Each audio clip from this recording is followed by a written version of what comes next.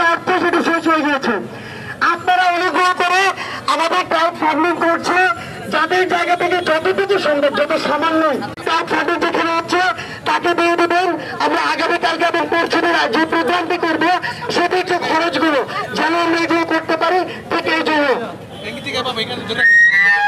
Sir আমাদের শ্রদ্ধা যে শিক্ষকরা রয়েছেন তারা পেনশন স্কিমকে বৈষম্যমূলক বলছেন এবং পেনশন স্কিমকে বৈষম্যমূলক বলে তারা আজকে আন্দোলন করছে। কিন্তু তার মতো একটা মৌলিক বিষয় যেটা সবচেয়ে বৈষম্যমূলক, সেই বিষয়ে তাদের শ্মশান সমানীলতা।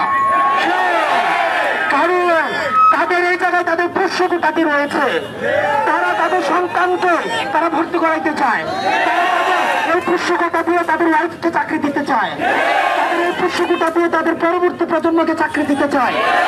আপনারা যদি ইনস্টিটিউশনগুলোতে খোঁজ নেন, ডিপার্টমেন্টগুলোতে খোঁজ নেন, লাইব্রেরিগুলোতে খোঁজ নেন, রেজিস্টার বিল্ডিং এ খোঁজ নেন, তাহলে আপনারা দেখবেন সেখানে যে চাকরিগুলো রয়েছে সেগুলো হচ্ছে বংশানুক্রমিক চাকরি। তাদের দাবি করছে স্যার আপনাদেরকে আমরা অভিভাবক মানি, আপনারা রাষ্ট্রকে পথ দেখান, আপনাদের পথ দেখানোর পথে আমরা চলি। আপনাদের আন্দোলনে আমরা একাত্মতা পোষণ করেছি, সেই নৈতিক জায়গা থেকে আমরা বিশ্বাস করি তার মতো একটি মৌলিক জায়গায় আপনারা ক্ষুদ্র স্বার্থকে বিসর্জন দিয়ে এই যে পোষ্যকতা রয়েছে সেটি আপনাদের জন্য লজ্জার। আমরা বন্ধুগণ, আমরা ভিসি স্যারের সাথে আমাদের যোগাযোগ হয়েছে, ভিসি স্যার আমাদের সাথে দেখা করবেন। আমরা আমাদের যে আজকের কর্মসূচি আমরা আজকে এখানে সমাপ্ত করছি। আমাদের আগামীকাল ঝড় বৃষ্টি যাই হোক না কেন, আগামীকাল এবং পরশু দিন অবশ্যই আমাদের রাজপথ দখলে রাখতে হবে। ঝড় বৃষ্টি আধার রাতে আমরা থাকবো রাজপথে। আগামীকাল আমরা অবস্থান কর্মসূচি ঘোষণা করছি। ঢাকা বিশ্ববিদ্যালয় সহ সারা দেশের পাবলিক বিশ্ববিদ্যালয়গুলোতে গুরুত্বপূর্ণ পয়েন্টে অবস্থান কর্মসূচি শুরু হবে। আমরা কেন্দ্রীয় লাইব্রেরির সামনে জড়ো হব সবাই।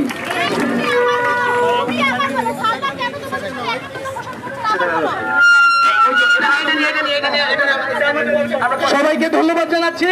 আমাদের আজকের আলোচনা, আমাদের আজকের ভিডিও এখানে সমাপ্ত করা হলো।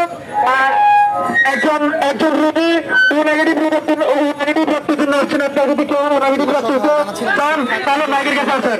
আর আমাদের ফান্ডিং হচ্ছে ফান্ডিং করতে চাইলে আপনারা কার সাথে ঢাকা বিশ্ববিদ্যালয়ের শিক্ষকদের আন্দোলনের মুখে লাইব্রেরি বন্ধ রয়েছে। সেই লাইব্রেরি খুলে দেওয়ার দাবি নিয়ে মূলত ঢাকা বিশ্ববিদ্যালয়ের উপাচার্যের বাসভবনের সামনে তারা অবস্থান নিয়েছিলেন এবং ভিসি মূলত তাদেরকে ভিতর থেকে বার্তা দিয়েছেন যে তারা শিক্ষার্থীদের সাথে বসে আলোচনা করবে।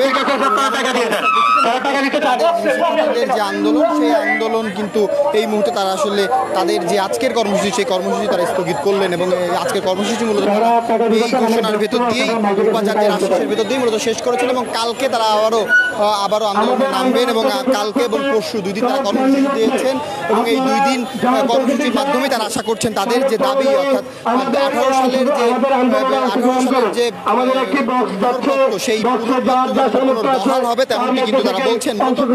এর আগে 18 সালে শিক্ষার্থীরা কোটা সংস্কার আন্দোলন করেছিল, সেই কোটা সংস্কার আন্দোলনের দাবি আদায় হয়েছিল এবং সরকার মূলত প্রথম এবং দ্বিতীয় শ্রেণীর চাকরিতে কোটা বাতিল করেছিল এবং সেই প্রেক্ষিতেই মূলত যারা কোটাধারী রয়েছেন তারা হাইকোর্টে আপিল করেছিলেন এই ঘোষণার, এই পরিপত্রের ওপরে এবং সেই হাইকোর্টের আপিলের শুনানিতে কিন্তু হাইকোর্ট আবারও সরকারি চাকরিতে কোটা পুনর্বহাল করেছে।